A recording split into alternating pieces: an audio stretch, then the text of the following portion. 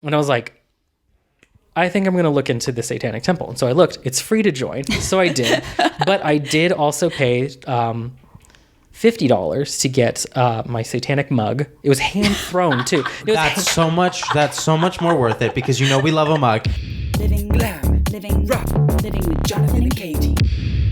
Welcome to Living with Jonathan and Katy. I'm Katy French, and I am currently possessed.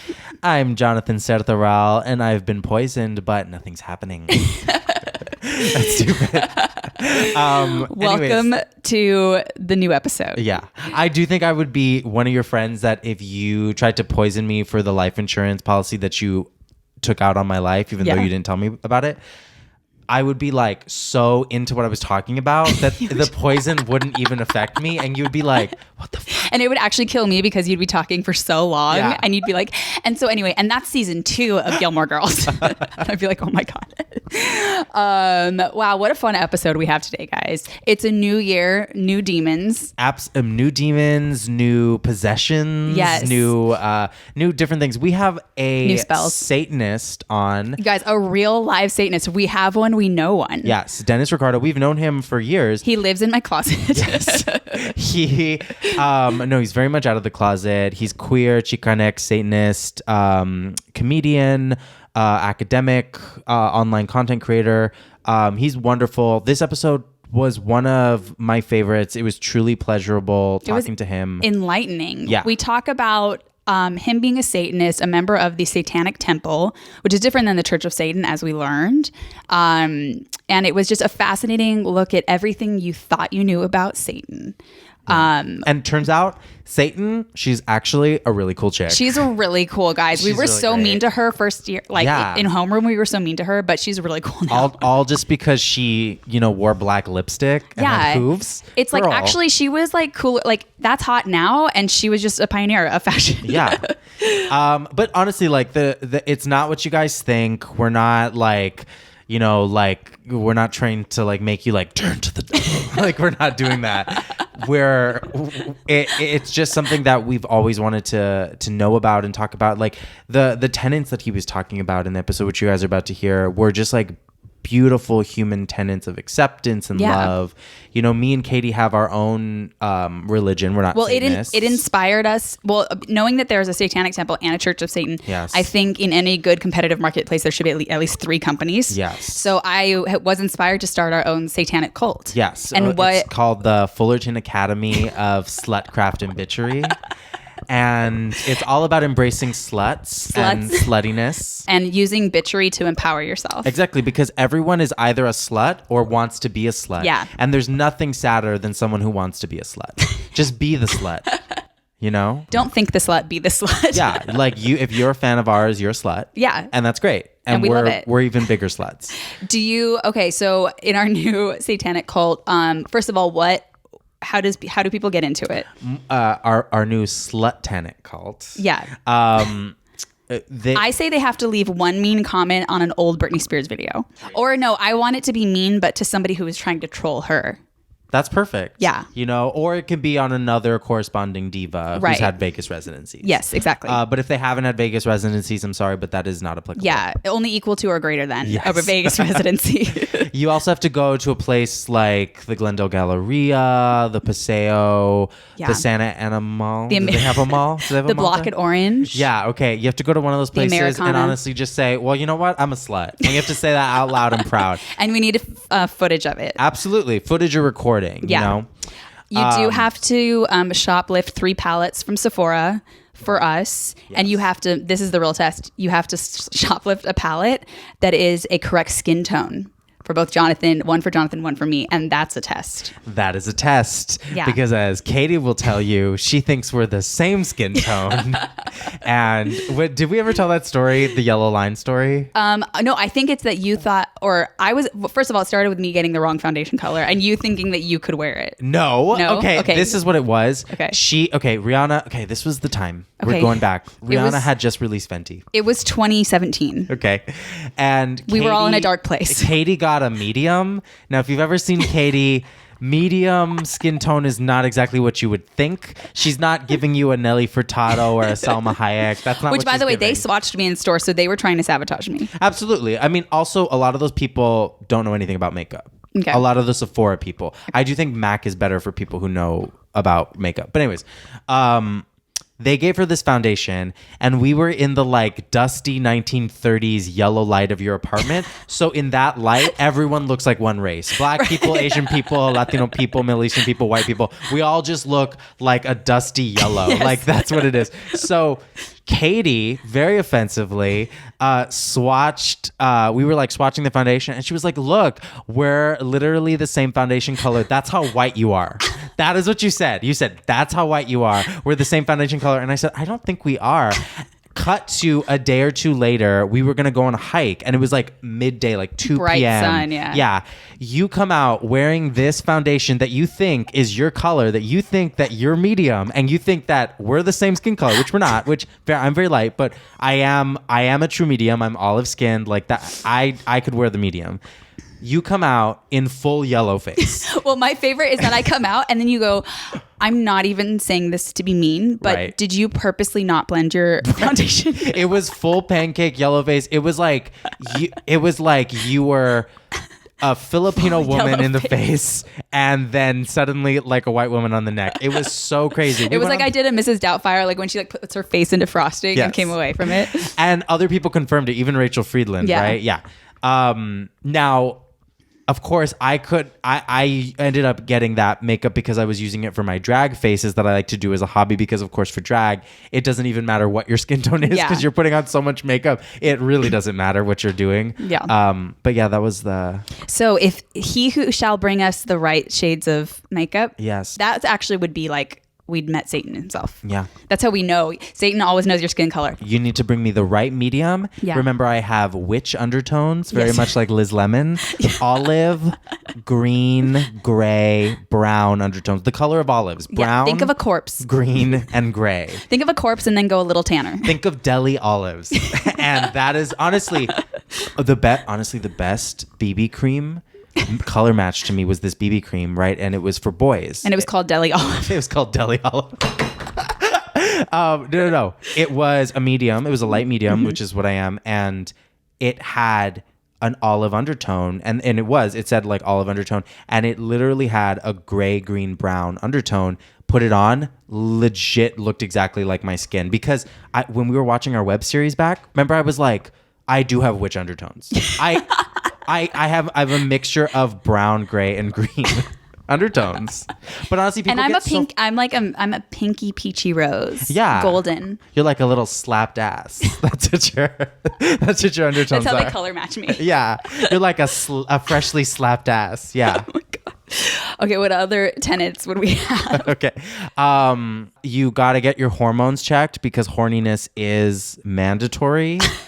If you are asexual, that's fine, but you got to be horny for something. That's fine, but you can be a secretary, but you can't be a member. No, you can be a member, but you have to be horny for something else. So if like you're not into sex, you got to be horny for flowers or something. You know what I mean? I also think that we do need we need to charge them something. I think it's What do you think it should be? I think it's the head of 3 of our enemies. Perfect. Name those enemies now. Yeah, and if you can't name them, you're out. Yeah, then you're out. Then you were never meant to be in. Yeah. You also need to know how to effectively overdraw our lips.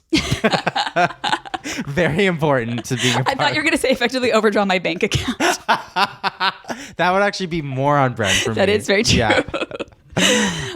And then also you have to bring us a cute mug, and we'll decide if it's cute. Yeah. Yeah. And then you can maybe come to our quarterly rituals. They are in Tampa, Right. as you know. The coven meets in Tampa twice a year. Yeah, that's where our conventions And are. we all get our hair braided. Yeah. Like we do, like white, like Christina Aguilera. Yeah. Stripped era braids. Well, it's honestly with all about seashells. money. It's not even ritualistic. It's all about money. In Tampa, in the state of Florida, Yeah. you can pay with alligator teeth. It's much more economical. Well, guys, we hope you'll join our coven. Please tweet at us. Let us know how you're feeling. And truly enjoy this episode. It's a very fun one, very educational, very informative, and very different. It's not something that you usually hear on most podcasts. So we love you guys. Enjoy. It's a beautiful day here at the state capitol. Great day to be a Satanist. I believe it, and I'm very excited about it.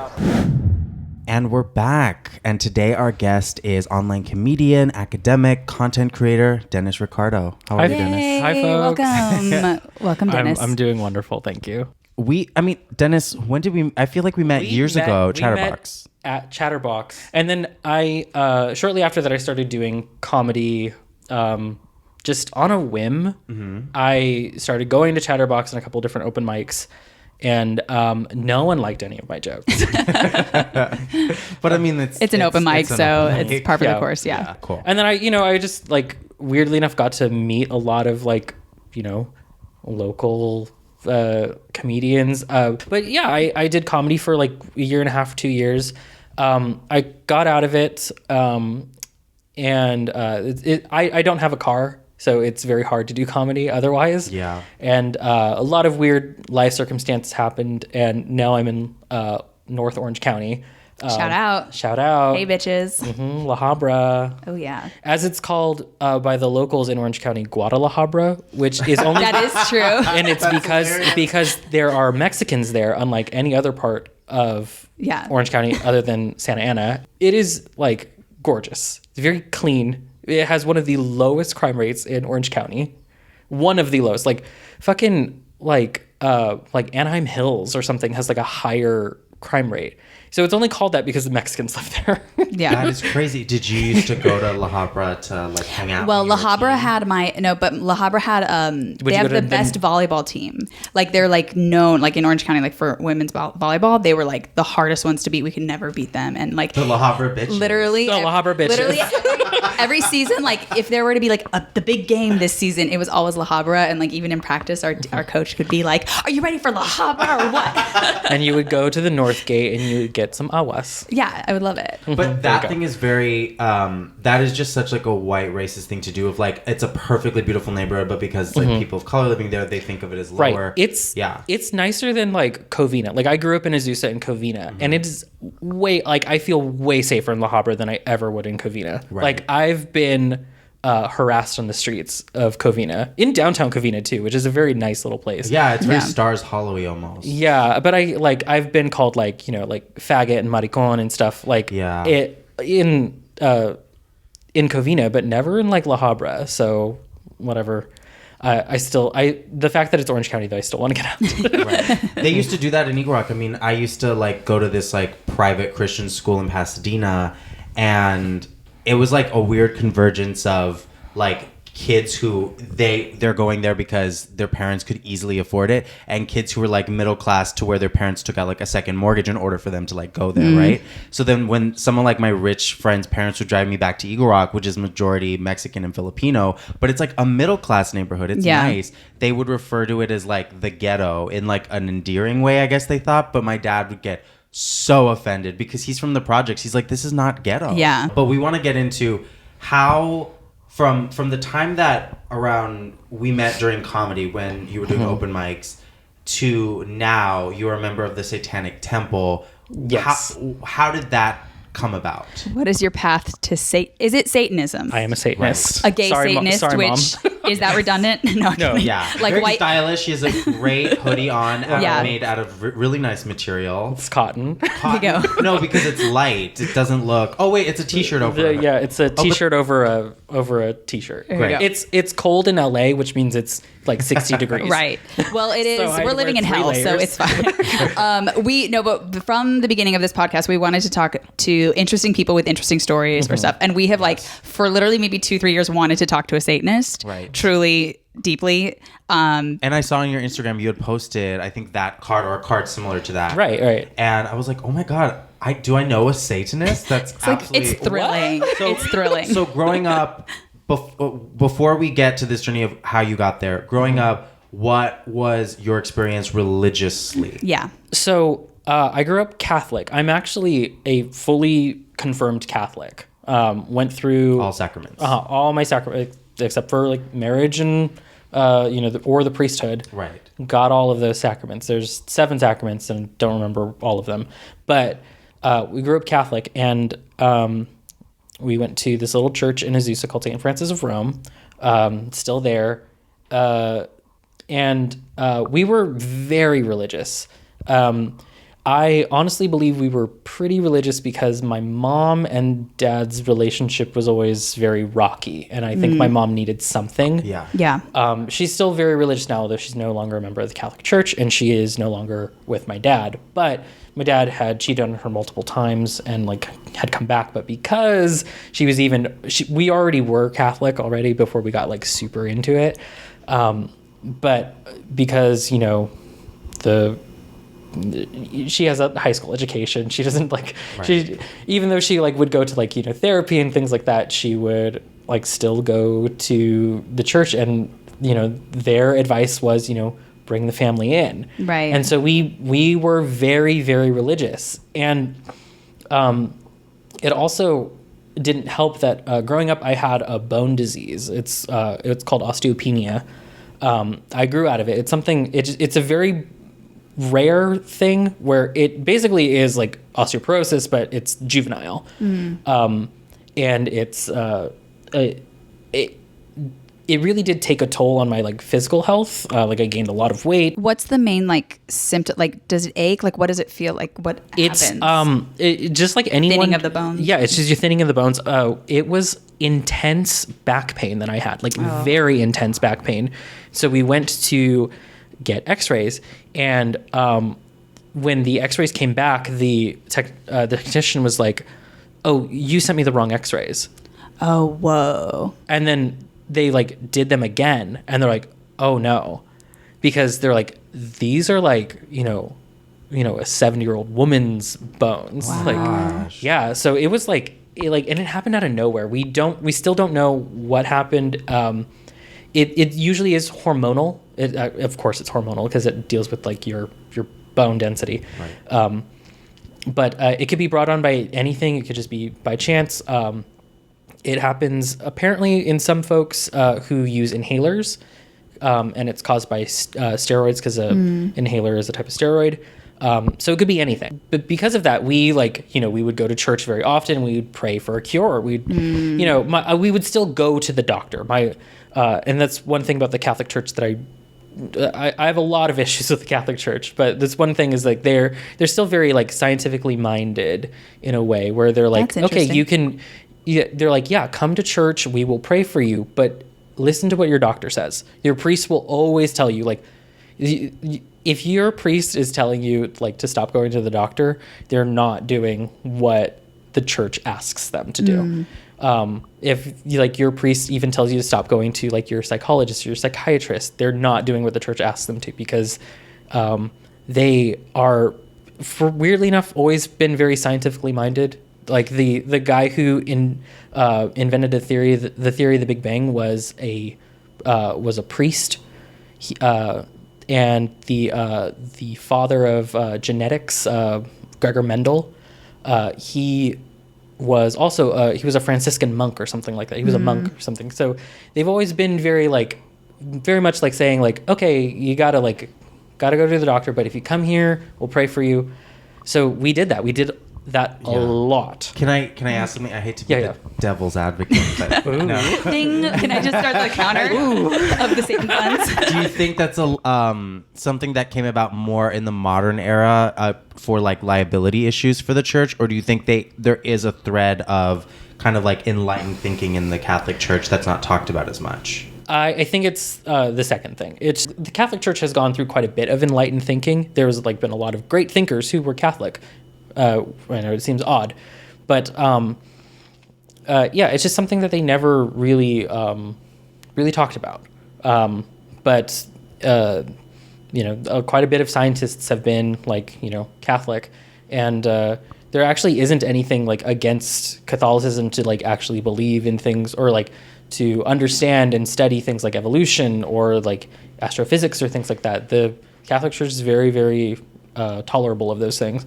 I think even the latest Pope said that God doesn't have a magic wand. He he didn't just invent Adam, and I was like, okay, but like but he could do like miracle. Like, doesn't matter. Yeah. There's a little bit of discrepancy with that one. And didn't they kill Galileo? You'll do anything to say Galileo. I know. She's about to break into a Queen song right now. Okay, Yeah. But this is very interesting because you are a Satanist. I am a Satanist. Yeah. Who is saying who's kind of Who is opening up my mind. I'm a Catholic. Yeah. I did 4 sacraments, and You did get married. I Yeah. did. Maybe 3. I don't know. I went all the way. What is Confirmation. What is confirmation? Is that That's the your third? third, because Okay, it's- then I did 3. Then I Okay. did 3. I didn't Yeah. do 4. Because what's after that? Marriage. marriage? I did do that. No. You're kind of enlightening us on something that I didn't even know about the Catholic Church. Right. And that's a nice thing to say about them. Interesting. Yeah. The Catholic Church also is very good at being like synchronistic with local pagan religions. You might know, like growing up like a Mexican Catholic, we do things a little bit different than other Catholics. Yes. Like the novenario and things like that. Yeah. That's something that like Mexican and Filipino Catholics do, but no one else does, and it's based off indigenous beliefs of praying for a soul after it's left to heaven. It's an old Indian thing to do. Even La Virgen is usually in the form of an indigenous woman, Right, she's Dia de los Muertos. Yeah. Stuff like So, but I also was like, I fully bought into it. Because I wanted to get better, but not only that, I wanted to not be gay. that. Got it. And because, you're told a lot of things, and being gay is like one of those bad things that you're not supposed to be. Right. So, I really, really tried hard to not be gay. And it's like going back and looking at it, it's not like a happy time. I also am bipolar, and I was being treated for that too. But it just there was just so much going on. It was like this bone disease, being bipolar, being gay, being Catholic. It's all like kind of like a perfect storm for someone who's just about to break. And quite a few times did I as a teenager. Did you start bipolar treatment as a minor or as an adult? As a minor. Oh, okay. Yeah, my mom, again, it's weird. My mom has always been very much for psychological and psychiatric treatment, which I'm glad. Things would have been much, much worse if I had only the church to rely on. Yeah. But at one point, I came out, and I came out to my parents at 14 or 15. That is so young. Wow. Yeah, and because I couldn't handle it anymore. Yeah. And I think they had pressed me on it, and it's like, all right, that's it. By pressing you, they straight up asked you, "Are you gay?" Yeah, and the thing is, my mom was much more understanding. She went to school to be a hairdresser, never finished because she had a kid. Not me, my older sister, but she knew gay men. And she's like, Okay. she's one of those. She's a Judy. Yeah. She's someone's Judy, probably. That's great. She's like, "Are you my new gay?" Yeah. But Tell me already. But my dad, very old school Mexican, did not have very positive experiences with gay people. Right. And even in his family, there were 2 uncles of his who died from complications of AIDS that we don't talk about. Oh, wow. The thing is, though, even though my mom was okay with it, she's like, well, you're gonna go to hell if you're gay. So if you act on it. So I actually went through conversion therapy. I think this is actually the first time I'm publicly talking about it. So Congratulations, you all got the scoop. Eventually, I will talk about it on my YouTube channel, but very in a much more broader sense, because my conversion therapy was, weirdly enough, despite being very traditional and Catholic, is not what you typically think of conversion therapy. You hear horror stories about people going through this psychological trauma, being hooked up to electrodes and things like that.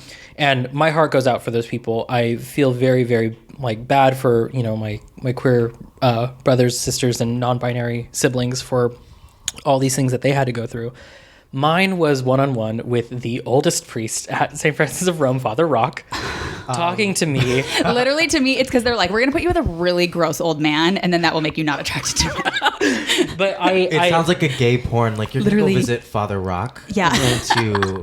get this sin all out of you. He's an extremely old, and apparently he's still there. Okay. And I only vaguely remember these just because I kind of tuned them out.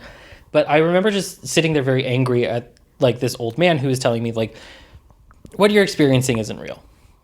Oh. Like you don't actually everyone nowadays is like, gay or bisexual or trisexual. I'm like, trisexual? What the fuck? But oh, honey, I'll try anything. Oh, honey. Samantha Jones. Samantha Jones is the only trisexual ever identified. It was just these like what were essentially like therapy sessions, but I wasn't saying anything. It was all Father Rock just telling me that what I was experiencing was not real. I was influenced by the devil. And you were not talking or talking about your feelings? No, nothing. Okay. Now, just really quick, how you got there, like you told your parents you were out and then your mom was like, okay, let's talk to the priest and we're going to put you here or you're going to go through this program. I was actually going to actual therapy too at the same time. How long did you go to conversion therapy? It was 3 sessions of conversion therapy. Again, this is like, my heart goes out to the people who go through like much, much worse things.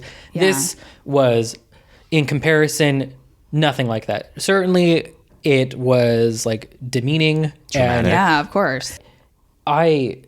After like learning more about other people's conversion therapy, I hesitate to say that it was anything like major. It was, but regardless, it's like, it's still you don't want to you don't want to compare your own traumas to other people's because it's my favorite thing to do. I know. And his is always worse. Because it invalidates. No, sure. It invalidates like what you went through, and what I went through was conversion therapy, like plain and simple. This wasn't easy for my mom either, because she had to realize that the things that she had thought that I was going to do, like the successes that I would have, the children that I would have, her vision of her life. Yeah, the woman that I would marry, or like the priest that I would become, like she had to reconcile that. She had to say, oh, I had these expectations of my child, and it hurt her that she had these expectations and that, these expectations were lost. And so she also was going through therapy at the time too. So very good. And she worked through that with her therapist. And we've come to an understanding that, those were some harsh times, but we haven't talked about the conversion therapy thing. And, I've, for the most part, have forgiven my mom about all of these things. And one day it'll come up, I'm pretty sure. And we'll talk about it. But I'm very willing to forgive her for this because she didn't know what to do. Right. Like, honestly, she was like at her wit's end. She was in this like loveless marriage. My dad was cheating on her, and everyone knew that my dad was cheating on her except for my mom.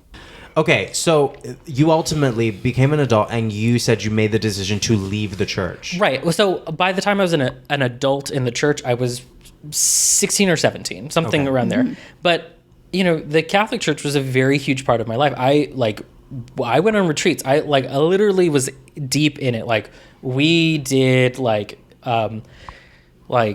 even did things like we would speak in tongues and things like that. And a weird thing that the Catholic Church doesn't seem like it's all into, but it is. At least St. Francis of Rome did. Did they throw snakes at you? No. Okay. So no revivalist stuff like that. So that's usually my classic first date. Right. Throw a snake at him. If you get bit, you were never meant to be. Yeah. Sorry. But it's so I kind of had this this void where I was I had this spiritual void, and I was like, oh wow, I do feel kind of empty. So I, at that age was trying to figure out a couple of different things. Were you in college at this time? No. I was still in high school. Oh, 16, 17. Got it. So I, I started looking into other religions. I looked into things like neo-paganism, and I even had a deck of tarot cards and things like that. I was looking into these New Age stuff, like Buddhism, Hinduism, all these different things. So it kind of sparked my interest in learning about religions too, and so I've done quite a bit of that on a more academic level since then. But nothing felt quite right. because when you're Catholic, you're taught that that's the original church, or at least it's the closest to it, other than like Gnosticism or something. And there's no like organized Gnostics or anything, so it's the closest to the original church. And so I was used to being like there were like, I was even looking into like LGBT friendly Christian denominations and like, but I was like, so why do you choose to just ignore this one part that like clearly says in the Bible that you stone gay people? Oh yeah. Like, why is it then the rest is flawless? Like, you are just okay with everything else? And I was like, that just doesn't make any sense to me. And then like neo-paganism didn't really like, because it involves like magic and stuff. And I'm like, that's not real though.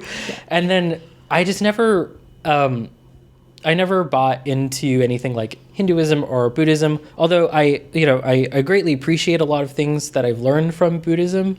I'm not myself a Buddhist. There's still some like spiritual stuff there that I'm like, but like a lot of the teachings and things seem perfectly fine. Very, very normal stuff. And so, I was very, very like militantly atheist, like when I was like an annoying teenager. I feel like every teen goes through that phase. You're probably right. Like a lot of teens and like young adults go through this. I've since like backed off. I now understand the importance of like spirituality to a lot of people. It does bring a lot of people, a lot of hope in things. I'm the same way. I used to be vehemently atheist and very like, everyone's a fucking idiot and like you're stupid, but now I'm like, whatever. But it's because I was raised pagan. That's a whole other world. But anyway, so. Are you going to interview yourself for the podcast? Yeah, basically. Honestly, we do need to get like one of your like ancestors, like an actual witch on. Yeah. Yeah. But I since then, like I've said, I've backed off. I understand, and there's a lot of like political nuances to religion, so it's not as easy to write off as it seems. Yeah. Because it literally has molded history. Like where we are now today is highly, highly impacted by the modern Christian church. Right.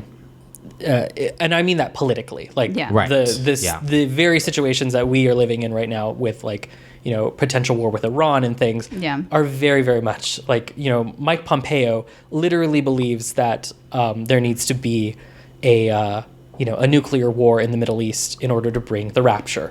Right. These are the people that are running our government. Yeah. So you need to understand that it's a lot more nuanced than just be like, oh, God's not real. Like, right.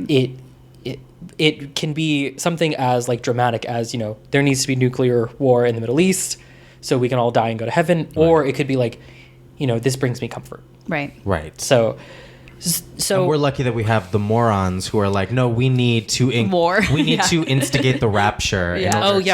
For sure. We're lucky that those are the ones that are in power. Yeah. It makes for an exciting, especially nowadays because my brother is in the Navy, and so my mom is on a razor's edge all the time. As a Trump voter, I'm pretty sure she is just like morbidly like upset. Can we sidebar for a little bit and talk about like Mexican Americans, specifically Mexican Americans who are conservative and voted for Trump? Oh yeah, because for sure. They're very fascinating to me. I'm related to some of them. Yeah. Was your mom always a conservative? Did she turn that way? She turned that way after divorcing my dad and dating and eventually marrying the man that she is married to now. She became very conservative. Although, she's kind of like this old school Republican where it's very like, I don't need big government. But then like, just like an old school Republican is like, but man, I certainly do love war. Right. Have you ever brought up, how you feel about her being Republican and you being gay and then also you both being Latino? Like the thing is my mom, I am the one in the family, the sole one in the family who has like gone back to the roots. Okay. I hate to use the phrase, but I've gone feral. Like, I'm the one who looked back and like, because I'm pretty much the only, non-conservative one in the family. What generation? What generation are you? We are like 7th. See, that's the thing. That's always the difference. Where I have noticed that it's usually beyond 2nd generation where you start to get Mexican Americans who will veer Republican or conservative in some way. No, yeah. With my family, the border literally has changed with us. So like, I had to look back, and I'm glad that I don't have to like say this, but some of the first records of my family seem to maybe date back to the Civil War. Possibly fighting for the California? South. No, in Texas. In Texas. Yes. Wait, so were they Mexican Americans who were here when it was Mexico and before that? That's my dad's side. Yeah. All my dad's side are Mexican Americans who have been here since it was Mexico. Yeah. Yeah. See, so there's a chance that my family fought for the Confederates. There's a chance there isn't. Wow. It's hard to say because these records, I have to actually pay for them. And I'm like, that's my family's name on there. Like, I shouldn't have to pay for this. Like, that's really fucked up Mormon church. And it's interesting because you come from Texas Mexican Americans. Right. So that even throws in another wrench. That's my dad's side. My mom's side has more recently immigrated to America. But that's maybe within the last 150 years or so. Oh, got it. My mom's side of the family, her mother literally were like orange pickers. Wow. In Azusa. Yeah. And my grandpa was rich because he was in El Monte and had a car. Yeah. Yeah. Wow. And my dad's side potentially fought for the South. Wow. I've always been interested about the weird streak of conservatism that runs through a minority, but a large minority of Latinos.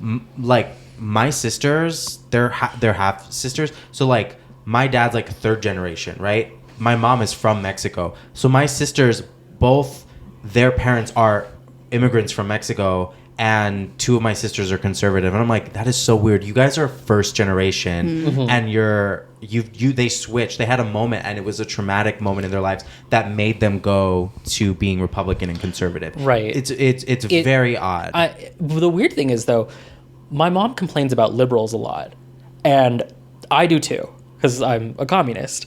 I'm on here I'm your satanic communist faggot that your pastor warned you about. Yeah.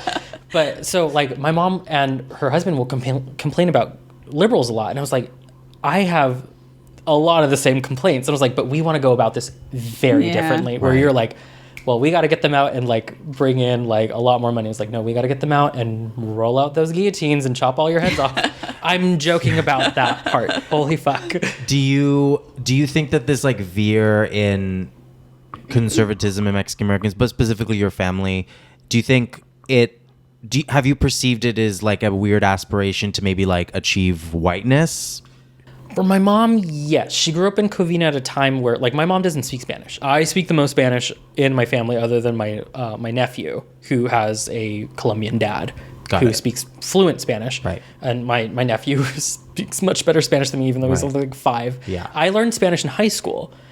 But my mom, grew up in Covina. Both of her parents speak Spanish, but we're not teaching them Spanish because they get bullied. Because my grandparents were bullied for, didn't get job opportunities and had to be working class people. Right. So in the hopes and aspirations that they might become something. Right. Spanish was something that was separating you from Americanness, from whiteness. So you needed to eliminate it. But now Covina is a very integrated city. At the time it wasn't. And now my mom is kind of denied a lot of jobs because she doesn't know Spanish. And she's very upset about it. Hilarious. Wow. I know. Wow. I mean, she's still got her job at the district. She's doing just fine. Yeah. I have no idea why I'm the black sheep of the family. Yeah. But I am. I do have a theory because Not the black sheep, the dark lord. The dark lord of the family. me and Katy talk about this. We joke about it, but I do actually agree with this. There is this thing about I think of as ancestral vengeance and stuff. Oh, yeah. Where I do think that there's certain things genetically programmed to where if something is erased from culture, let's say Spanish, there will be someone born who will rebirth that because it's some kind of ancestral law that keeps certain things alive. I'm literally trying to learn Nahuatl. So that is truly ancestral, because more than Spanish. Deep inside me, there is there's a two-spirit person deep in my blood somewhere trying to come out and avenge my ancestry somewhere. There's that. Let's go back to being Satanist. So you were searching and exploring, and and so then I said, okay, fuck it. All of this just seems like it's not real. Yeah, and I still kind of hold that belief. I don't believe in God. I have taught myself enough and been to enough science classes to understand the ins and outs of basic biology and evolutionary biology and how the universe began and all this and that. And I understand that to be the most truthful, the most accurate, I should say. That you're going to get to in our state of knowledge. Yeah. And there are plenty of people who reconcile that with spirituality, and that's perfectly fine too. As long as you, my whole idea is that like, as long as your spirituality is not getting in the way of other people's rights, then we're good. Oh, good. Yeah. Which is kind of what led me to the Satanic Temple. Yeah. Good segue. There you go. So at what age did this idea even come into your mind? Was it like a banner ad online or something? Like, how did you? Or did you honestly see that they were like cleaning up a park? Because that's something this is why we wanted to get a Satanist on. We saw they were doing an Elysian Park trash cleanup, and I was like, kind. Yeah. You know what I mean? Yeah. And I was like, oh, we need to get a Satanist on because they obviously, I was believing a lot of like media about it, and then when you would go into it and they were like, they were kind of like, we almost perceived them as like trolls to society's norms, almost like trolling the patriarchy, trolling Christianity. Oh, exactly. You know what I mean? Yeah, and that, like, I had known about them for a while. For quite a bit, I didn't know that there was like a difference between the Satanic Temple and the Church of Satan. But the Church of Satan, I looked into it a little bit more, maybe like within the last couple of years, I think 2 or 3 years. And I was like, oh shit, I hate this. The Church of Satan was founded in 1966 by Anton LaVey. And he, like the Satanic Bible rips quite a bit of like stuff from Ayn Rand. So it's a lot of like individualism. As a communist, I am very much against individualism. I'm very much for, the community. So, and it also costs $225 to join the Church of Satan. And that's where we're out. Yeah, we're done. Capitalist pig. Absolutely You not. freaking capitalist goats. No, that's what we used to pay Tina to film our web series, right? True. Almost $300. We could have been Church of Satan members instead. No, we would have been like, wait, are you going to film our reel? Because if you will do that, we'll pay that. But in LA, we'll do anything. Yeah. So it costs that much money. It costs that much money. And they also, very cheesily, we looked it up on Wikipedia. They changed their headquarters from San Francisco to, guess where? Hell's Kitchen in Manhattan. And we were like, That's on the nose. That's too really on the nose. Come on, guys. Yeah. Come on. there's a certain amount of like literal spiritualism that is involved with it. And that just, I'm like, this is corny. That's dumb. So they were like actually too much of a church for you. Yeah, no, they honestly did. And then, but then you would hear about these other Satanists like who like would protest the inclusion of like the 10 Commandments at a city court building, or would fight to have a satanic Christmas display, or have like a Satan club at a local high school to combat the Bible club. I think the thing that really clinched it for me though to look into the Satanic Temple was they were going to set up a monument to veterans. There was nothing about this that would ever say Satan to me. So there was going to be a monument for veterans at this one park somewhere that was going to include a cross. And so the Satanic Temple went in and was like, okay, well, we have our own design for a monument. And it honestly sounds way better. It is just like a black cube with an overturned army helmet that you could put in like offerings or prayers, or like pieces of fruit or something, like like you would at a shrine or something, like something, or like you could leave a candle or something that honestly seems much more inclusionary and therapeutic. And then just the aesthetic sounds great. It was completely more black, and so it sounded like. But what that town decided to do was just scrap both of them. They're like, fuck it, nothing. Wow. So, and that's what most towns do, because they don't want to include any sort of like idea that they allowed Satan at all in this city. Yeah. And I was like, I think I'm going to look into the Satanic Temple. And so I looked. It's free to join. So I did.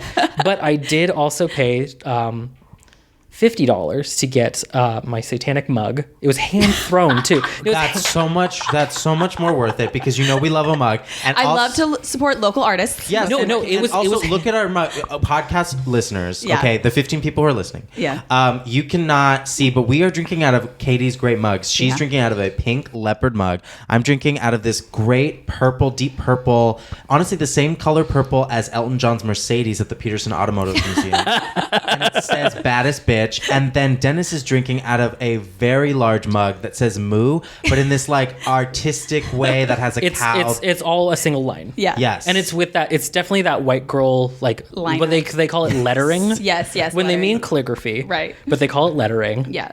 It's a very white girl. I'm honestly living for it. There's no milk in it at all. No. But it's a big mug, and that's what I like about mugs. It's a big mug, but Yeah. this and Satan loves big mugs. Yeah. this mug is honestly beautiful. It's a very dark. It's like a royal blue. Okay. It has and it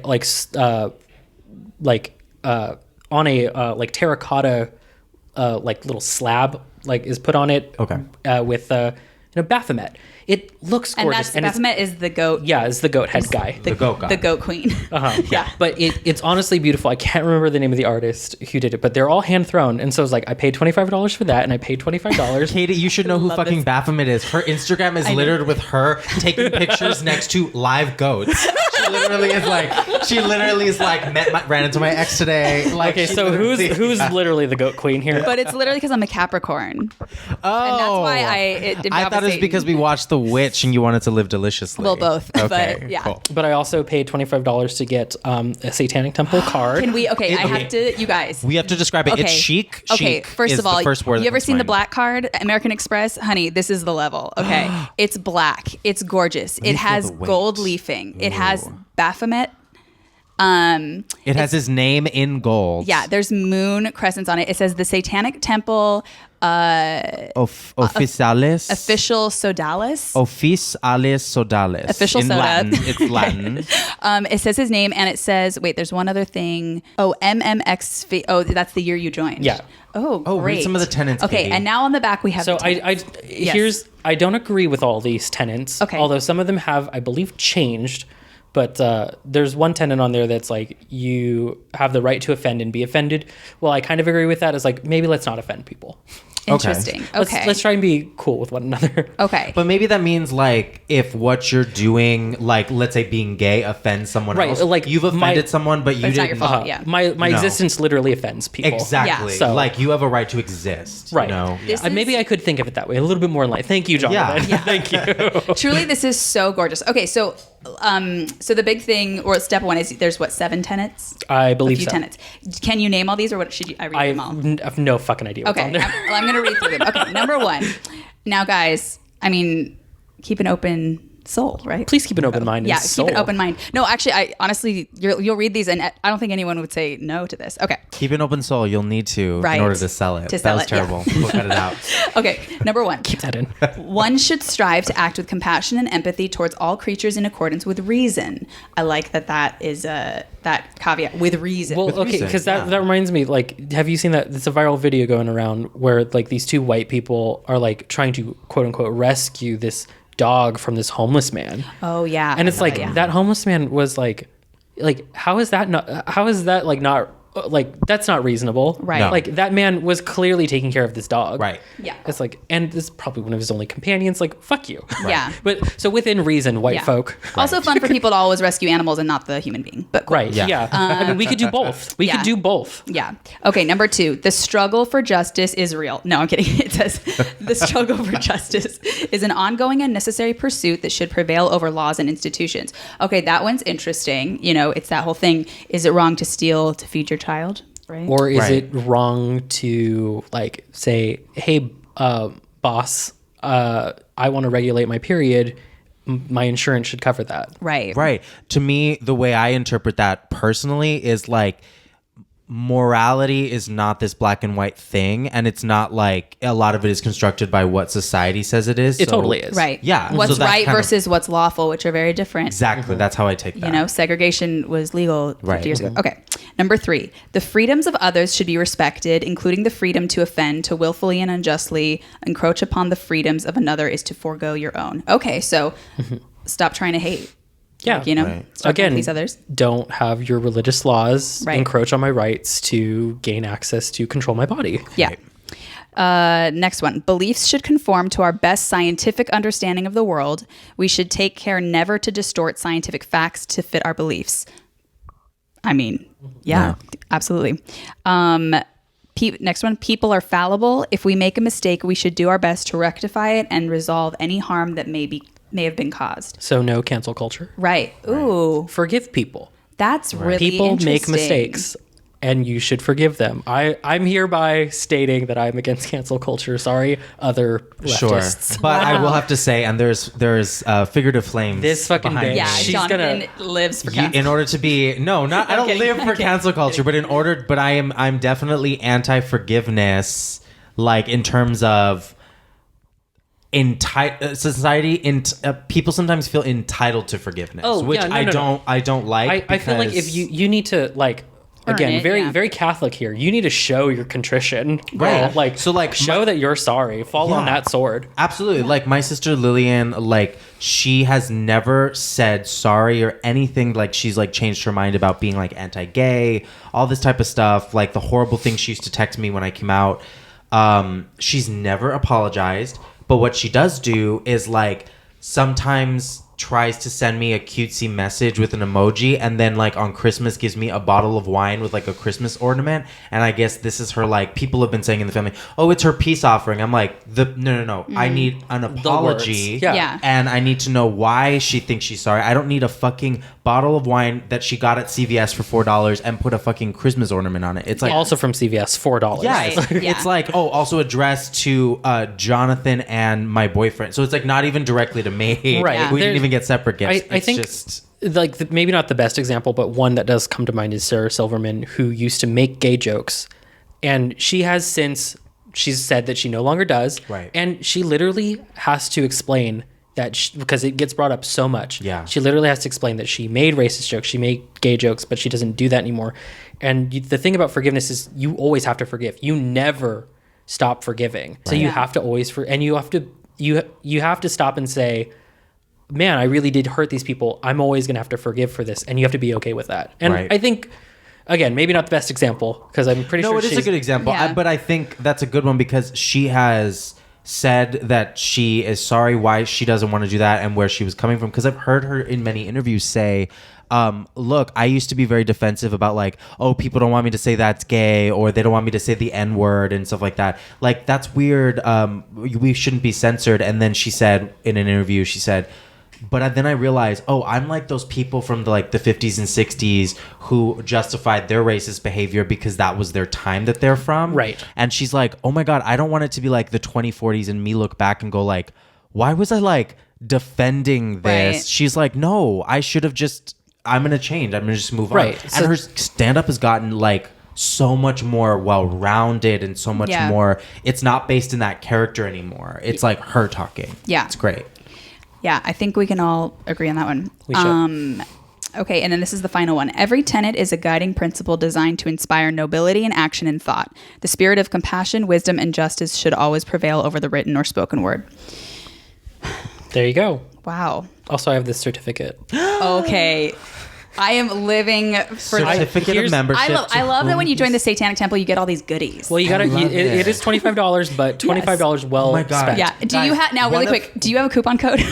No, unfortunately. Wait. We have to stop. One of the founders' names is Lucien Greaves. Yeah. It's a witch's I think that's name. actually his name too. Like he was born to be a Satanist. And the other one is Malcolm Jerry. Yeah. Yeah, we can forget about him. We don't talk about It's okay, Malcolm. Lucien Greaves is often like the face of it too. Like whenever a Satanist is interviewed, like on Fox News or something, it's usually him. He's very recognizable. He's like this very like white hair, and he has something.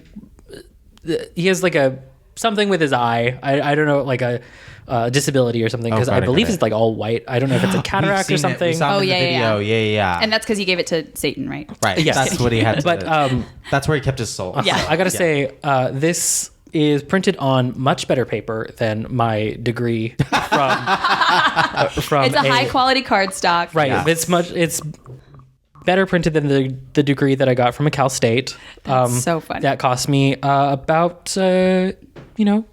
10,000 times more money. Yeah. So Satanic Temple, in terms of branding, I mean, A+. Right. Oh, and then there's options. You get to like choose different ones too. I got this one with these like two little like skeletal Baphomets because I thought they were cute. Yeah. I was like, ooh. So you can pick your design as well. And I chose this one because I thought it was kind of gay. It is very It's gay. pretty gay. I'm flashing pointing at the gold. card. He's holding up his flashy gold membership card. It looks like a credit card. It looks like a very exclusive Cha-ching. credit card. It really does. It looks like the black card. Yeah, like something you could only get at a Swiss bank or like somewhere in Monaco or something. Mm-hmm. Yeah. But yeah, so I looked into the Satanic Temple and I was like, hey, these people are actually doing work. Like, it's not just like, they're not just trolling Christians and things like that too. They're fighting for the rights of people, for their reproductive rights. There was a woman who, because she's a Satanist, was like, my insurance needs to cover my birth control. Like, because a lot of places like Hobby Lobby is like famous for no longer carrying birth control. Because that's against God. However, they do cover Viagra, which that seems like against God to me. That's crazy. Yeah. It's like God said your dick is broken. It's broken. Guess what? It's broken. You don't get to. But they're all about procreating and things like that. It's like, well, fuck you. Family values. Now, some questions about the lifestyle. The lifestyle. Number one, do you all have to wear black? No. These are the common misconceptions. I'm just, Oh yeah. Okay. No. Okay. No. Actually, I used to wear a lot of black because I was like kind of a creepy kid in high school. Yeah. But I honestly don't wear as much black as I used to. I wear a lot of white now. Very life on the edge because I eat a lot of saucy foods as well. It's very Afro-Cuban. Uh-huh. To me, honestly, actually, it is more terrifying if you see a bunch of people in all white. Yeah. Right. It looks like, that looks demonic. Although more than it looks like a cult, Right. However, because a lot of these folks are like goths. Right. We wear black, but Like I was saying, at first I thought like Satanism was just something for goths over 30 to do, but now And you're not wrong. You can The Satanic Temple for goths over 30. I'm only 29, but you're not wrong. They do need something to do. But it is funny, the like aesthetic. There's this shop in Burbank that is called like the Curiosity Oddities something, and it's like half of it is like kind of steampunk oddities, and then half of it is like satanic goth so stuff. super cool. So it's where you can buy your like coffin purse. And Katy, why don't you have a coffin purse? You would love it. I'm gonna get a coffin coffee table, but Perfect. But they have that. We'll bury you inside it. Yes. That's actually just where I'm going to sleep. But cool. they have throw pillows that I did want to get. One said haunt your own house, and I thought that was fun. That's hilarious. It's We'll a go lot right of there. like Ouija board, like backpacks and stuff like that. So it's like goth warehouse, I guess. It's very your Disney aesthetic- goth sort yes, of thing. exactly. Your aesthetic you need to black it up a bit. You need Yeah, to It is. Think too. These walls are peach. Yes, true. Yes. Just a few hidden black gems like, That's fun. Although she a demon? Yeah. you do straight up have, this is some like Disney goth bullshit, like very much like, ooh, Alice in Wonderland. I'm like spooky ooky. Yes. So it's my tea set, and it's pink, and in like purpley opalescent letters. The teapot says poison. The creamer and sugar say arsenic cyanide, and then in the bottom of the teacups it says you've been poisoned. And I love it. And as a Mexican, I can read this perfectly because it's in Old English. Old English, yeah. I said once that like As a cholo.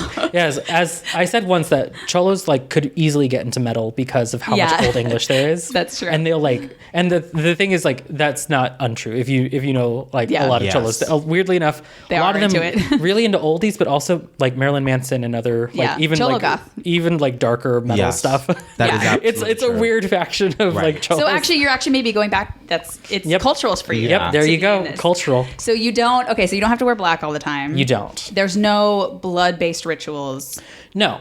And specifically with the Satanic Temple, there's no rituals at all. Like, Okay. sometimes people will like be a little like, ooh, spooky, and like do like some like cheesy stuff. Basically, like whatever a hipster bitch at Coachella was doing, like some crystals, some incense, some Right. But even that, most of the folks are even more like, it's purely for the aesthetic. Like they will have like even I have like some like satanic stuff, and it is purely for the aesthetic. Is it just fun? don't- Yeah. I mean, like I said, I grew up like this kind of like creepy kid. I listened to hardcore and like goth stuff in high school, and I never stopped really. And so, And to be honest, actually, Catholicism and this same thing. Right. I mean, you guys like was just, Catholics like- keep like a fucking saint's bone finger wrapped up in a creepy no little fucking thing. like. We have churches made of As a relic. skulls. Yeah. No, like truly. straight up, Portugal. like one of the things about Catholicism that I still do like is that it's spooky. Yeah. I like it. Yeah. And like I've been to church since for like, weddings and like baptisms and stuff.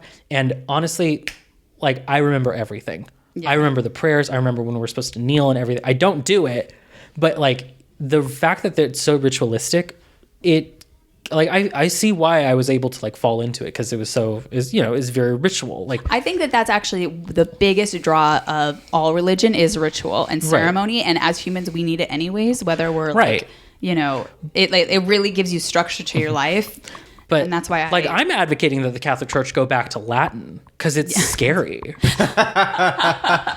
It is so true. Like when you walk in, like in the Paris catacombs, they have a skull and crossbones at the top, and it says in Latin, like, "Ye shall walk through the halls of death" or something. Yeah, and you're just imagine going to church. Just like, St. Francis of Rome it was built in the 70s. It's a really funky looking building, like very much of the time. But like there's a priest in a giant hat, not facing you, screaming in Latin. Yeah.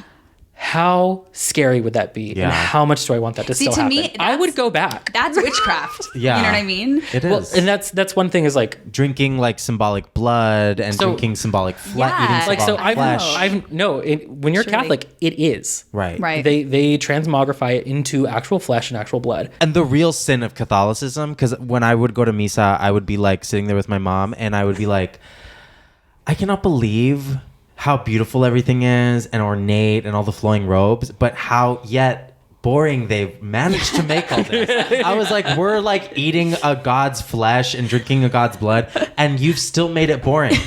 In English or in Spanish or in Tagalog. It's boring. That's the problem with Mass. The thing is, like, Catholic Church, like, they've had a couple, there was Vatican I and Vatican II. Finally, I think all of the churches have finally. I didn't watch Vatican II. It's the worst sequel. But Vatican II is the one where they tore down the gates to let like women actually be able to go up to except for like before this, only men could go up to the altar. The only time that women could is if they were getting married.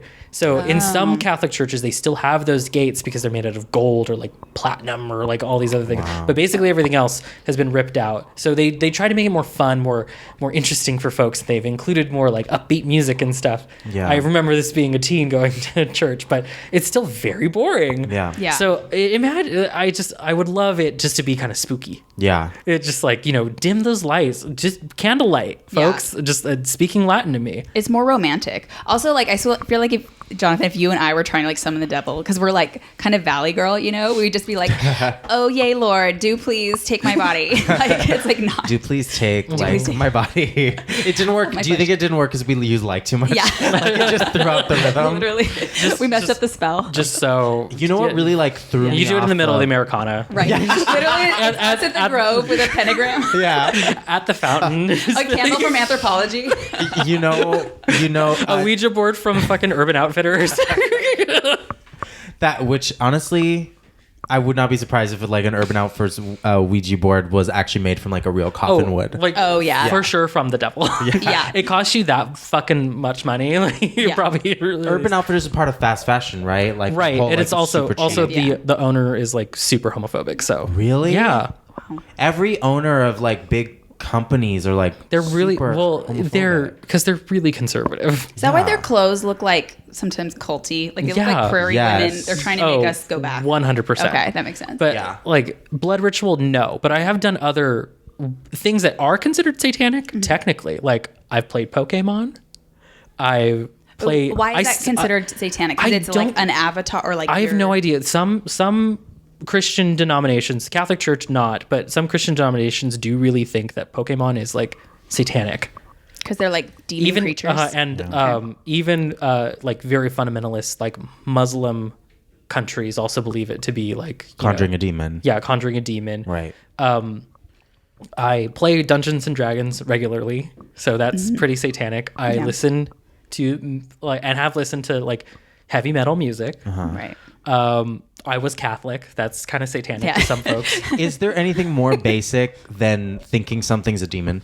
I know. Because it is very like ancient human. Like remember like they have stories in Africa from like old times where it's like a child was born with albinism and then they would think it was a demon, or like some like lady in Europe would go pick herbs at midnight and then they would think she was a demon. It's when really she was just like, she went to go pee and then she's like, oh, this is ready, let me go. She was probably making a soup and she was like, oh, I need onion, and then she went out and got it and they're like, she's a demon. Witch. Yeah, I was like, it's so basic to think someone's a demon. Now, she's got that third titty to feed the the devil. Imagine if they knew you had a third ball, like guys who had third balls. Men have had so much men have had so much privilege because you could just cover up that weird you thing. can't hide a third tit. You can't. It's really hard to hide a third tit. It's just in the middle. It's just right in the middle. What if you had 4 tits but they were like all the two others in my armpits? Under your armpits?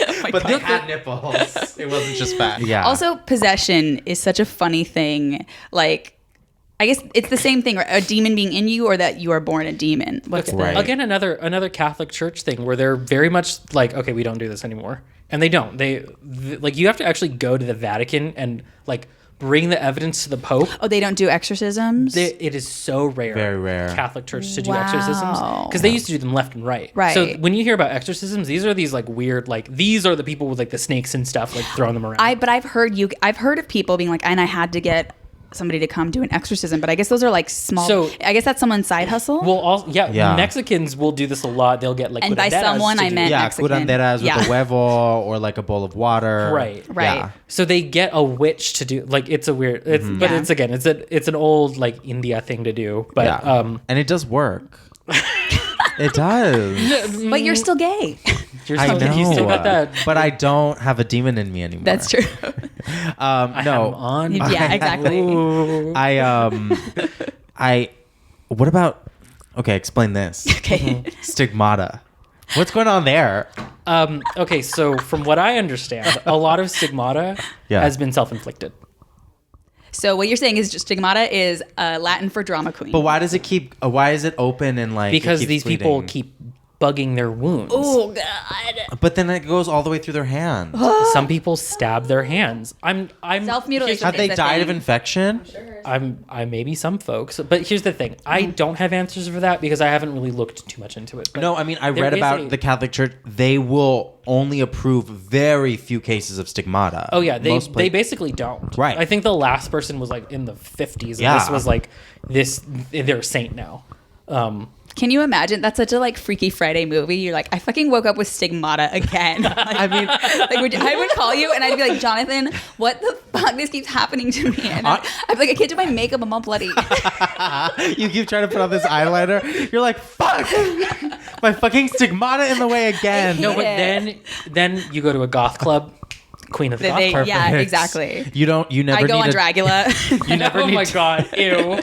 You never need to buy another dark red again. You just blood of my enemies. No, but here's the thing: if you got stigmata, let's talk about this. If you got stigmata for real, I would still be friends with you. Okay. But if I got stigmata and I came to your door and I was like, I don't even know how, I would shut it in your face. You would shut it in my face. You would even call the hospital or something? No, because it would be like right over here. Drama-wise, it would be literally the last straw. You would just go, Jonathan, you are literally very dramatic. It is. Am I dramatic? So true. Girl. 2 weeks ago, I wake up to a monologue. Jonathan doesn't text, he monologues. It's like a minimum 3 paragraphs. I'm a homosexual. So I wake up and it's like, Twitter is like the worst thing ever and I hate it and I'm just done. And I don't care if it's going to help my career or not. I'm fucking done. I hate everybody and like I'm fucking done. Blah, blah, blah. I think I'm going to delete my Twitter. Literally, and I wake up. I do. I deactivated it. And then he writes, like, so he writes this thing. 2 hours later, I fucking deleted it. Great, cool. And then literally yesterday you texted me, by the way, I'm back on Twitter. Yeah. A week later. Don't take it, because I actually have you, like, I get notifications for your posts because I think they're very hilarious. Oh, thank you so much. No, I'm his reply guy. Yeah. No, but you know what I don't reply like? gay, he invented that. You know what I don't like about Twitter is just how people who you don't follow anymore is all in your feed. That's why I deactivated it for a while. Oh, okay. Because it like pops up. I can't stand that. I liked it when people who we followed was in our feed. Old queen. Oh, Isn't that basic? It's like so fucking. I mean, I'm following a lot of people. I'm following 1,300 people. Like, that's enough. So just trim your list. Yeah, just trim it down. You can mute or create the list where you people. only see I'm constantly muting people. Why is Twitter mostly me muting people who I don't even follow? Well, here's the thing. I started blocking ads, like companies that have ads. So now I get the weirdest ads. Like it's only what came through. Like yeah, like so filters. like I get like, because like I'm a vegan, so I get like weird like meat stuff or like fishing equipment, and I'm like, what the fuck's going? How did this work? If I'm like block. They couldn't, because they can't figure out who you are. So they're like, is he a like doodly dude? Like they're like, meat? No. Fishing? No. I don't There's know. like, oh no, he's a homosexual Satanist. They have not figured that out. They haven't figured that one out. No, but we should create a brand for them. Oh yeah. Yeah. Honestly, you could do that. You create the aesthetic. It would be my side hustle. Thank you, Satan, for bringing me a new business idea. I like it. Thank you, Satan. Yeah. Okay. So I think one thing we haven't even talked about is like the Satan specific, like who is Satan? Like what is she about? Like is she a person? What she does? Is she a person? What does she do? Is she a brand? So when it comes to Satanism, there are two types of Satanists. There are theistic Satanists and there's atheistic Satanists. Okay. I and the Church of Satan are atheistic Satanists. So the Satanic Temple and the Church of Satan are atheistic. They don't believe in a literal Satan. They just use him as a symbol. The Church of Satan uses him a little bit more as a very Catholic way Like of their using gods, it. kind of. Yeah. Right. Whereas the Satanic Temple, it really is aesthetic. Like they use Satan because it is for trolling. Like in some ways they are still trolling. And they're artists. Christians. Yeah. But it's kind of cool. Like I this isn't the only Baphomet shirt I have. The other one is like, the other one is white, and it's like, it's very Coachella like girl, sort of like, it's got flowers. It's very, very cute. That's very funny. But so I don't believe Satan's a real person or ever was, but theistic Satanists, there are apparently people who are theistic Satanists. There's no like organized like satanic church that actually believes in Satan. There have been individuals, mostly murderers, who said that they murdered someone or they raped someone because of Satan. Richard Ramirez, one of them, yeah. But that's very few and far between. Right. And that really did get tied up in the like satanic panic of the 80s. Yeah. The whole like McMartin case and things like that. So that seemed to contribute to the major lack of understanding and misconceptions by most Americans about what Satanists are and what it is. Right. And the thing is, I think both the Church of Satan and the Satanic Temple kind of revel in that, because it does get people to pay attention to the things that, at least what the Satanic Temple is fighting for, bodily autonomy, the separation of church and state and things like that, by using this kind of leftover like stigma of stigmata. This leftover stigma of Satanism, you can kind of like freak people out. Right. And no press is bad press. Right. I mean, I had a coworker when I was working at this cafe in Fullerton. She's like a very like Christian girl, very lovely. When they fired me unjustly, she's like, "You're in my prayers," and I was like, "Well, thank you." You're like, "Are you sure?" But I truly did thank her. Like I thought that was nice. That's the most that she could do. She did kind of get me fired, but that's neither here nor there. But I told her that like I was a Satanist, but she's like one of these Christians that like went on like missions and stuff like that. And she was like. And I was like, I don't actually like believe in Satan though. It's all symbolic. Like it's not real. And she's like, I'm sorry, I'm just like kind of freaking out. And I'm like, so I kind of love that like there's this like leftover sort of like fear of Satan. It's like my mom doesn't know that I'm a Satanist or anything. She'll probably find out now. She hasn't seen the shirt?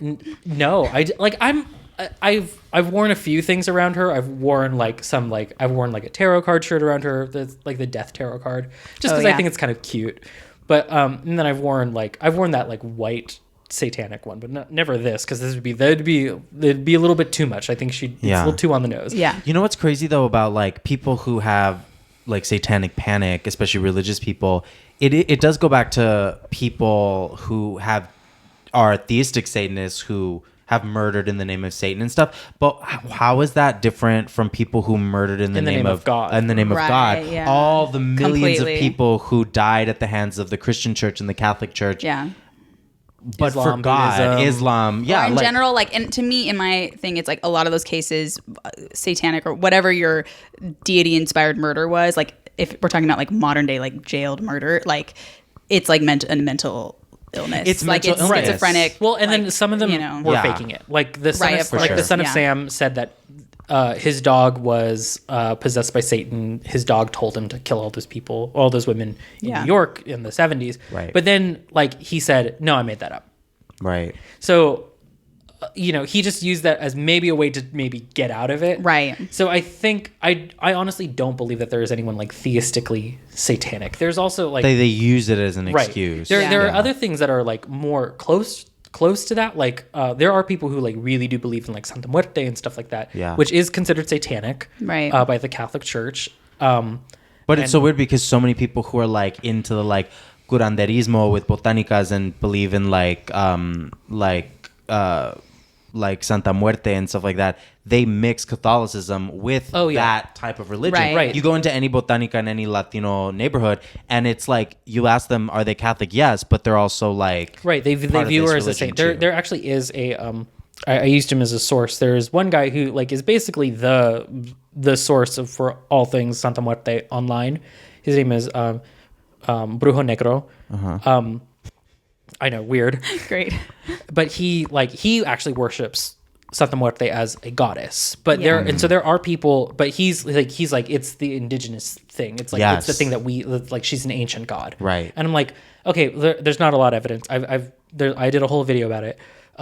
But you're right. There are a lot of people who mix Catholicism with it. It's the same with Santeria and Candomblé and Voodoo, actually. Yes, yeah. And Hoodoo as well. Is like I remember watching a documentary about Voodoo and Hoodoo, and one of these Voodoo priestesses was saying that like Catholics make the best Voodooists because we have all like they already know everyone. They already know because they use the saints as symbols of like these ancient African gods. And Candomblé, Hoodoo, Voodoo, Santeria, and possibly even Santa Muerte are all kind of tied back to ancient like Yoruban and Igbo like animism and gods like from Africa. Yeah. All of this sort of thing is like Every culture was pagan. Right. Like The- every like, culture, you know. The Muslims are satanic, the Buddhists, Yeah. the Hindus, But that's my favorite part of Latino culture is its African and indigenous roots. right. Like, very, I love very that. tied to Yeah. I've got a couple of things in the works about like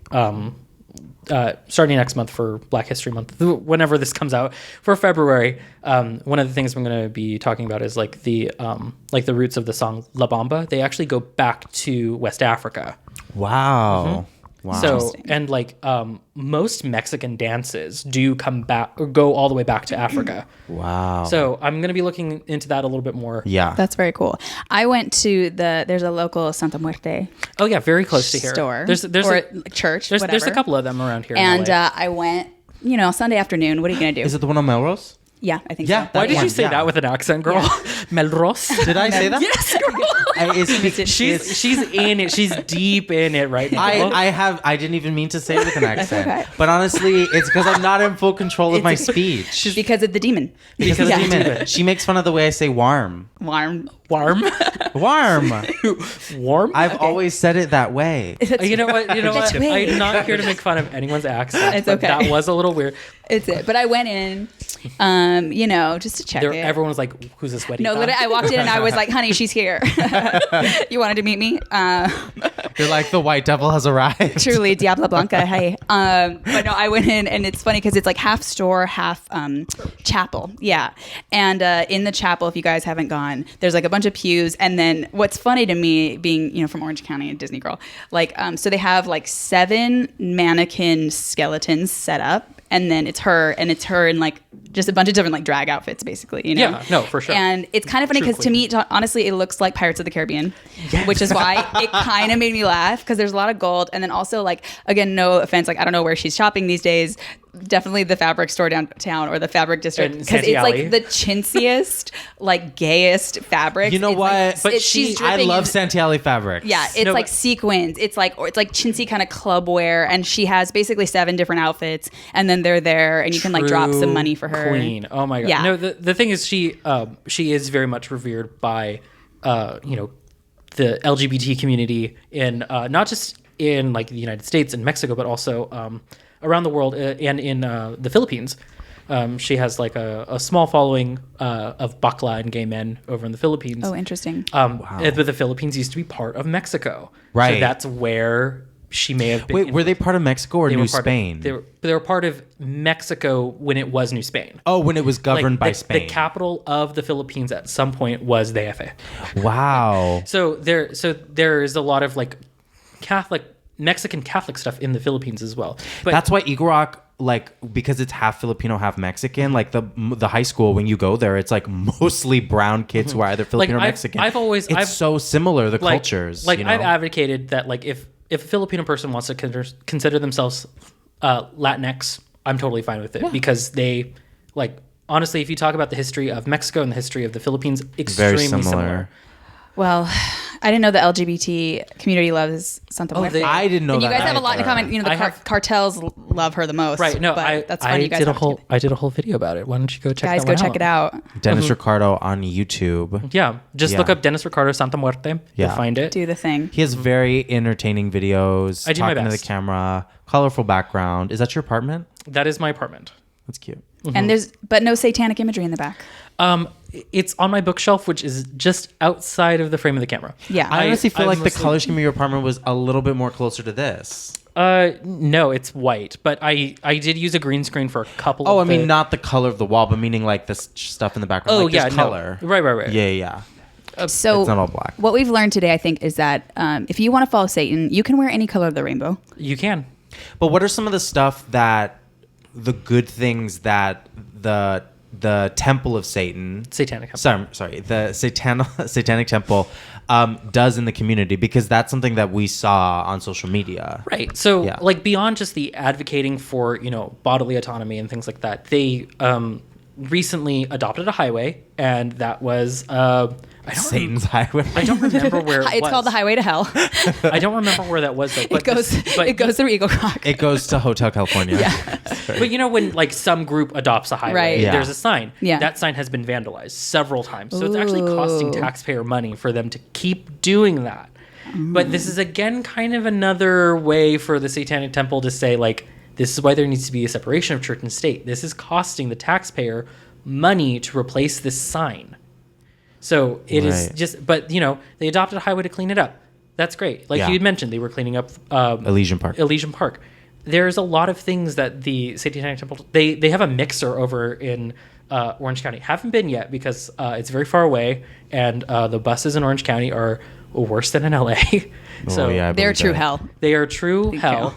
So it's hard to get around. So one of these days, I will go to their little coffee mixer. The mixer. You want to go to a Satanic mixer? Have you perceived in the Satanic Temple community any weird prejudices that are contradictions like you will see in other religions? No, because the folks truly are not religious. They like they'll have the imagery, they'll have the aesthetic, they'll even have like some of the things like horoscopes and stuff like that, but it really is purely for the aesthetic, kind of like ooky spooky, freak people out, especially in Orange County, like it's like half of these mixers are like away, like just like a block away from Disneyland and stuff like that. And there's Bat Days at Disneyland, which is Goth Day. Don't know what I'm sorry, was I not supposed to say that? No, I'm just super against Disney.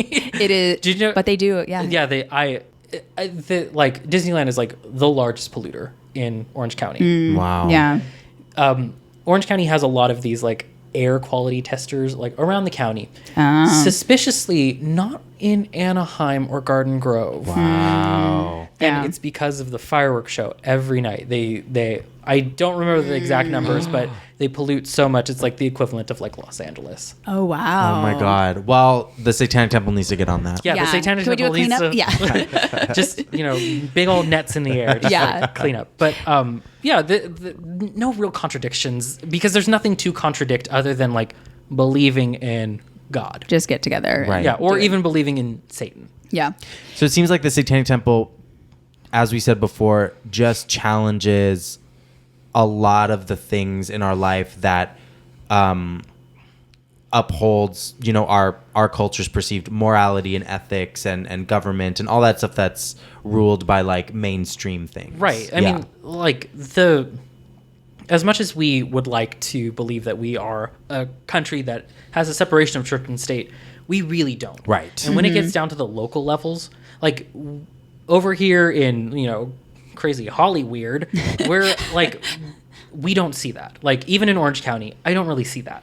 But in, you know, smaller communities, like even in California, like the local church, whatever the biggest one is, they will usually have a lot of political power. And that does govern the way that certain things go. Like when it comes to like, you know, Christmas displays or who's allowed to have like what on their lawn or like, you know, or even like prejudice against, you know, people like building non-Christian churches in the area, like mosques or things like that. So the Satanic Temple is more about pointing out those differences, and they are recognized by the United States government, by the IRS, as a religion now. Like they are like exempt from taxes and stuff. And this is very important to show that they're not the first satanic group to have that. I believe the Church of Satan actually technically holds that. But the fact that they are now considered by law, you know, tax exempt is yet another thing that they should show is like, or that they use to show the hypocrisy of like the quote unquote separation of church and state. Yeah. Because we really don't. And compared to, you know, other Western parts of the world, the United States is still extremely conservative when it comes to morals. Like in France, where the Catholic Church dominated and arguably still does, and in Italy, they're so much more open about, you know, sexuality, about, you know, they're just not quite as, what's the word I'm looking for? Dictatorial or something. Yeah. I gotta say the one like your cool dick was out entire time when you were in Europe. Honestly, in Madrid, there was, shut up. That's how they say it. In Madrid. In Madrid. I said it with the D at the end. In Madrid, there were so many gay sex clubs. Where here, there's less. It's like there's less gay sex clubs. In Madrid, it was like sex clubs. But that's because all Europeans are gay. Yes, but they were all Catholic though. No, that's like, yeah. Like in Orange Catholics County, are the most gay. In Orange County, I know. In Orange County, there's like 3 gay clubs. Like there's like a handful of them. Oz Velvet something. Is Oz still around? Lounge. I think Velvet Lounge, there's one by the Yoast that's like underground. There's something in Laguna Beach, but then you have to go to fucking Laguna Main Street Cabaret or something. But it sounds like an old gay guy place. Yeah, That sounds it's very Palm Springs. Yeah. Which even Palm Springs has like sex clubs, like, you know, more. Right. So in comparison to other parts of the world, like that's why Satanism, like the Satanic Temple, they have I forget the word I'm looking for, like a faction or something in Ottawa, but otherwise it's North America, because other parts of the world, like even like they'll say like, oh yeah, I'm Catholic or whatever, but I don't go to church. Like something like 3% of people like claim to be religious or like say that they belong to a religion but don't go to church, whereas like something the opposite over here. It's like a lot of people still go to church. A lot of these people do write our laws. Right. Wow. And you know, there are like LGBT friendly and like, you know, woman friendly churches that are perfectly fine. Whatever. Those aren't the ones that like you know, the Satanic are problematic Temple, too. Yeah. Those aren't the ones that the Satanic Temple really worries about, because it's more or less like if your beliefs are not hindering, like it said on my card, if your beliefs aren't hindering the rights of other people, then that's fine. But once you get people saying like you can't have birth control, you can't, you know, there are mandatory wait periods to have an abortion, you can't marry the person that you love because they're the same sex, you can't get, you know, a surgery or, you know, medication that will, you know, help you fulfill the, you know, the person that you really are. That's when you get to the point where it's like, okay, well, this needs to stop. And I don't know if it was just like maybe the more growing conservative faction in this country that made me really feel like I just wanted to symbolically say it or something. But, you know, after learning more about the Satanic Temple, I was like, all right, and it's free to join. Let's just do it. Like, let's fucking do it. Like, and now here we are. Like, you know, satanic person wearing a Baphomet shirt and for only $25. This could be you guys. Actually, it's free. It's free. Okay. It's free. You bought the mug and the goodies. Yeah, I spent $50, and that $50 went somewhere. And the mug was forged in the fires of hell. Yeah, Yes. exactly. Yeah, figurative hell. Last question. So when you do dress this way, like when you are wearing your gear, when you're in full demon drag, do you like get comments from people on the street? Are they like positive? Are they negative? Like, do you attract any attention for that? So here's the thing. I always have. If it's like one thing or another, it's either the clothing that I'm wearing or like you all can't see me right now, but I have really stretched ears and a really stretched septum piercing. So I'm always attracting people. Yeah. And you know what? At this point, I'm fine with it. Yeah. Like, you know, although if you keep looking, just say something. Or do something. Yeah. What I do love though is like I get a lot of kids to look at me, and then I will like make a scary face. Do you really? Because so growing up in Fullerton, I think I've told you before, there was a guy who drove a hearse recreationally. Fun. I think he lived at home with his mom or something. The vampire. And he had his teeth filed as a vampire. And he had really long, like kind of curly hair.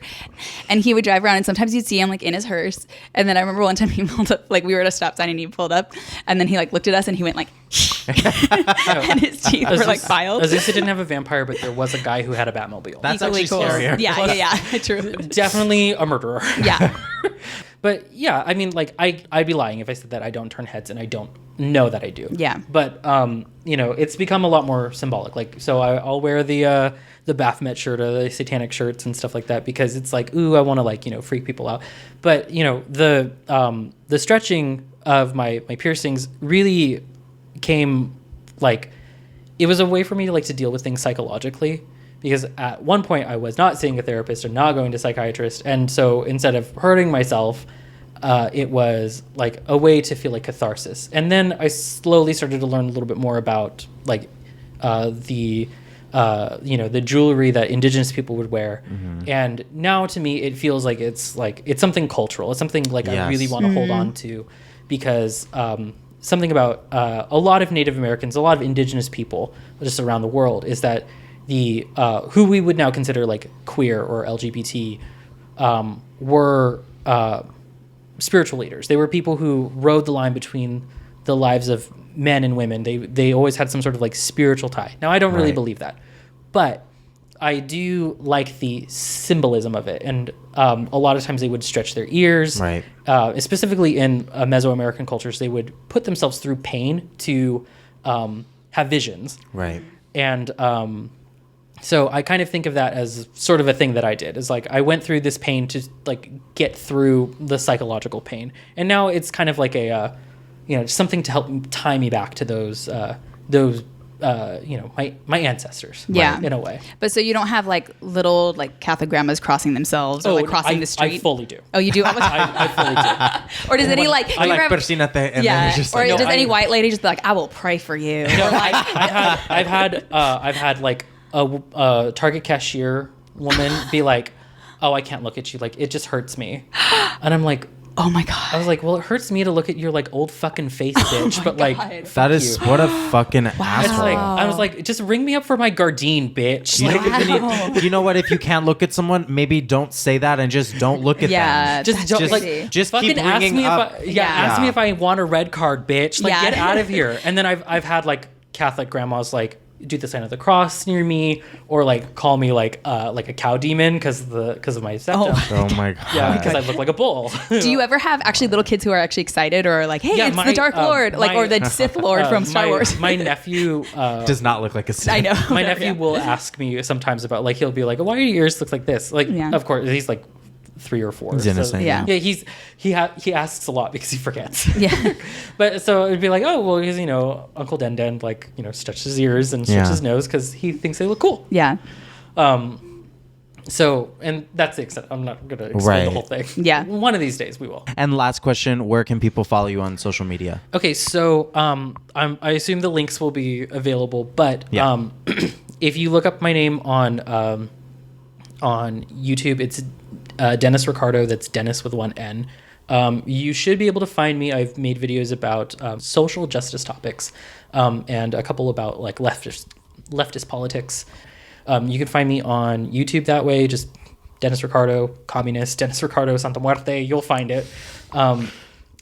You can find all my hot takes and me making fun of Kamala Harris supporters on Twitter at Denis Ricardo. It's like Dennis Ricardo, but with no S. Yeah. I'm trying to go for this brand unity thing, but it's not working out. It's hard, yeah.